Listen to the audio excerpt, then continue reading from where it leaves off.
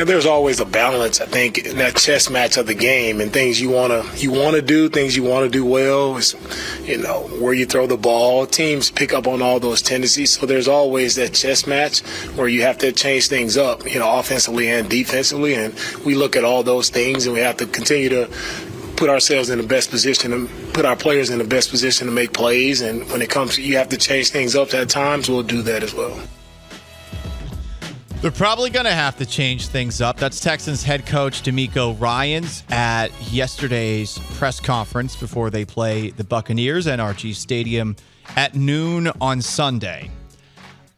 I am getting tired of the simplistic takes about why the Texans offense isn't cooking.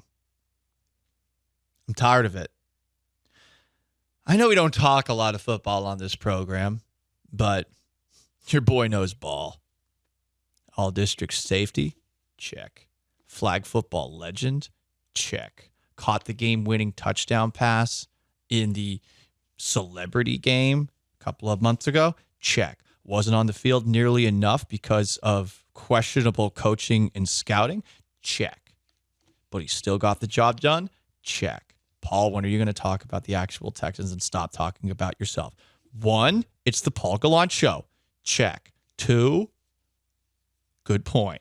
So, I'm just tired of seeing this over and over again because it's a rather simplistic way of looking at it. And I know I'm going to sound like I'm talking down to people and that some people get mad when I do that. But this idea that they just need to take shots down the field because they're not taking shots down the field, that is not how football works. You don't just chuck it downfield. You have to set up to chuck it downfield. How do you do that? Generally with play action. How do you set up good play action where people are actually going to bite on it? You have a good running game. And I know a lot of people want to just abandon the run and pass every single down, but you also can't do that either. You will run into some of the same issues that the best offenses in the NFL have run into the last couple of seasons. We have seen the Chiefs go through droughts. We have seen the Bills go through droughts. What was the commonality with those two teams when they went through those droughts? Their inability to run the football. Teams running cover 2 defenses and just dropping guys back in coverage and daring those teams to run the football on them. And that's what teams are doing right now with the Houston Texans. And here is what they're going to have to figure out. They're going to have to figure out how to run the ball. They have to. Teams are asking them to do it. This is one of the things that happens in an offense like Bobby Slowik's.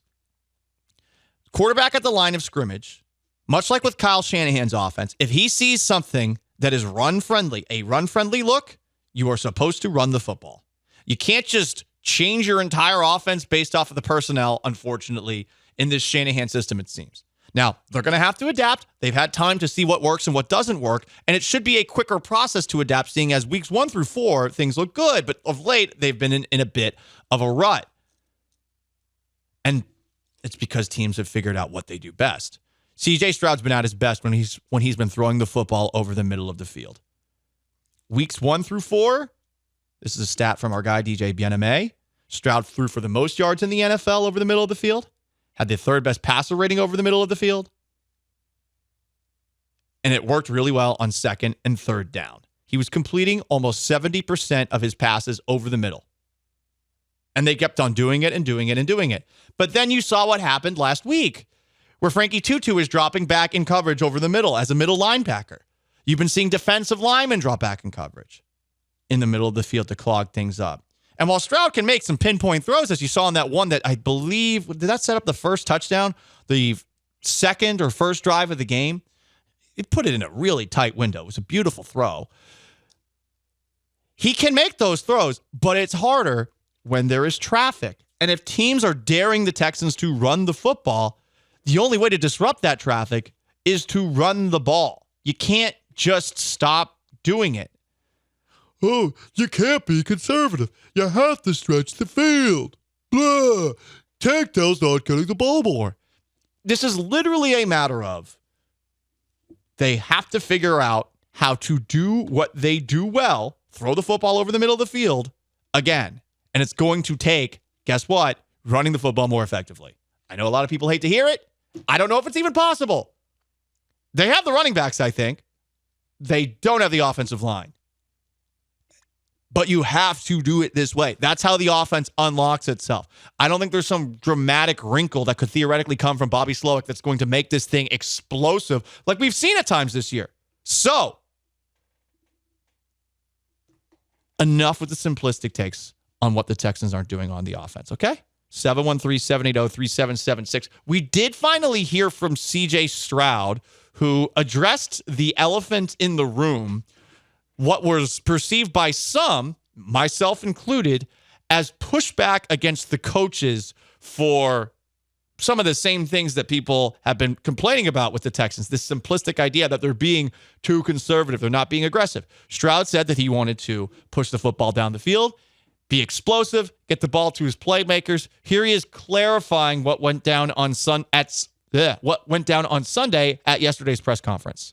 They are right on board, and I think Bobby has done a great job of doing things like that. And half of that, we got to get our running game together. Like, you can't do it without running the ball. So we got to be able to run the ball better. But at the same time, we're really special in a lot of areas too. And Bobby and D'Amico are the first people to stand up and say that. So, and I know that's the thing about this league, man. You can't let one game define who people think we are. Y'all might have an idea, but we're the players, man. You know what I'm saying? So they're the coaches.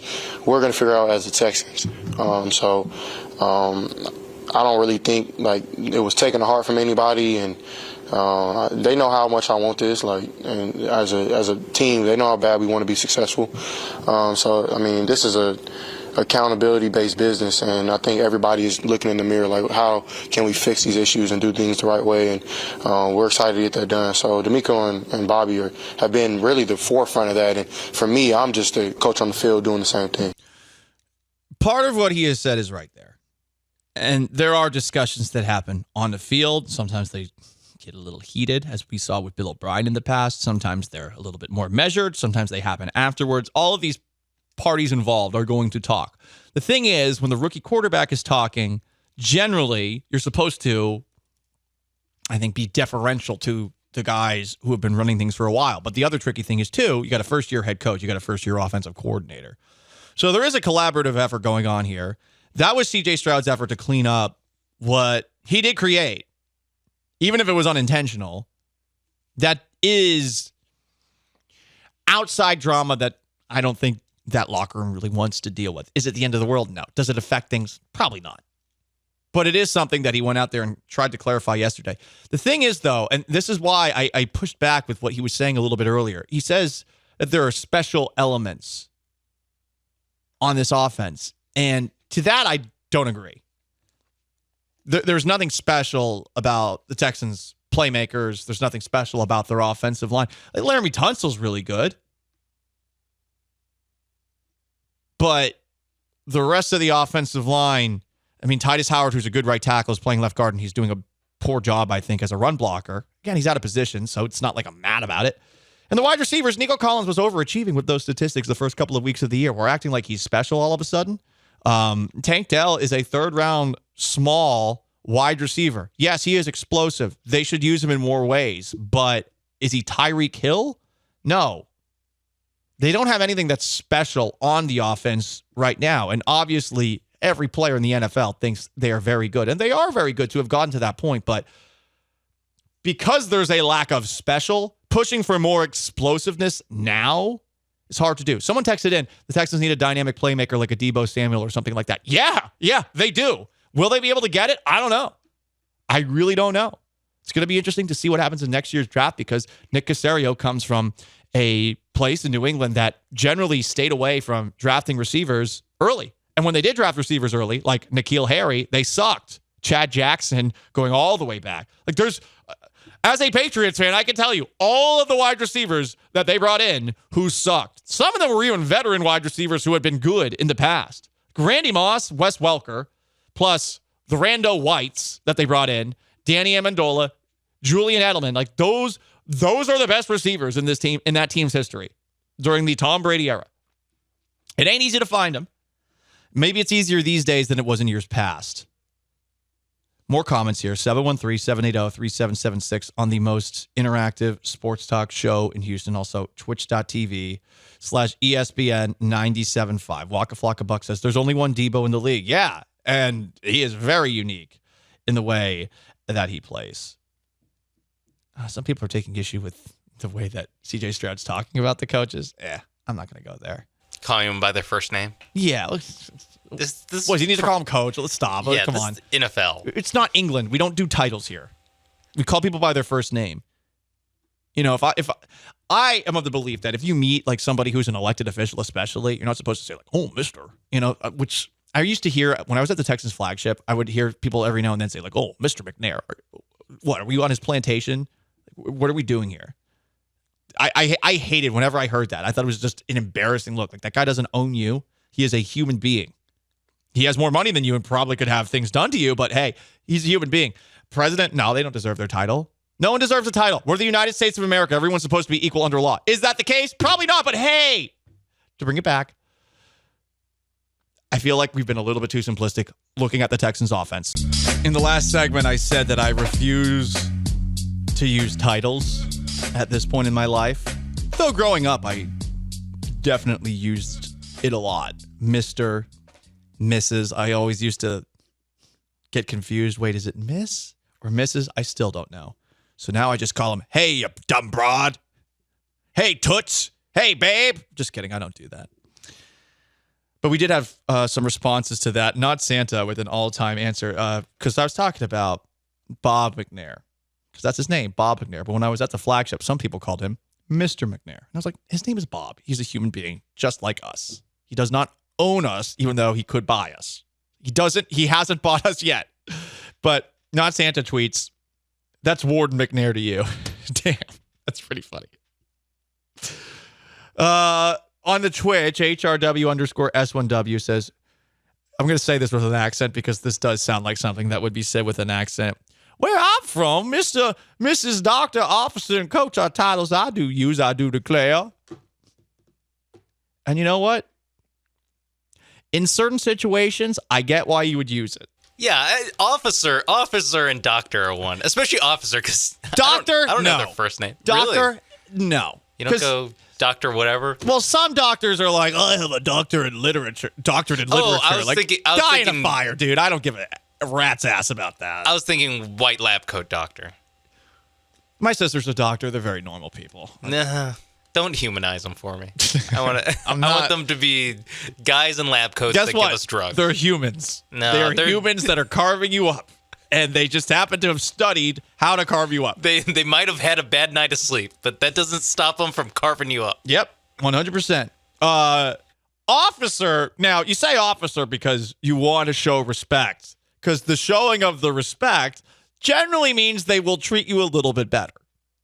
Doesn't guarantee it, but doesn't it guarantee helps. it. But it helps. But it does help to be respectful to somebody in a position of authority. I would also say that with coach. If the person is actually your coach, yes. If the person is actually your commanding officer, yes. But only there. And that's why the coach prime thing. I love Deion Sanders, but it is so lame to ask people to call you coach when you are not their coach. You are not a lord or a lady of Yorkshire, which we learned last week based off of British slangs are where all the bozos live. That's where Chris Broussard's relatives live. Okay. What? Right. I'm just saying. I'm saying. I think they're American. Thank you very much. Oh, okay, that's I think true. Chris They are Broussard American. is an American. I don't think he's from Yorkshire. That would be a twist. It's like 21 Savage. When it came out, he was from England. Would have been better if when that happened, instead of saying like 30 seconds later with this weird apology, it would have been better saying like, oh, like where I'm from, this is what it means. Just like this texter. Just in like my HRW culture, on Twitch. in my culture, yeah, in my culture. Nick Wright's head just explodes. Nick Wright's like, please stop talking. Just stop.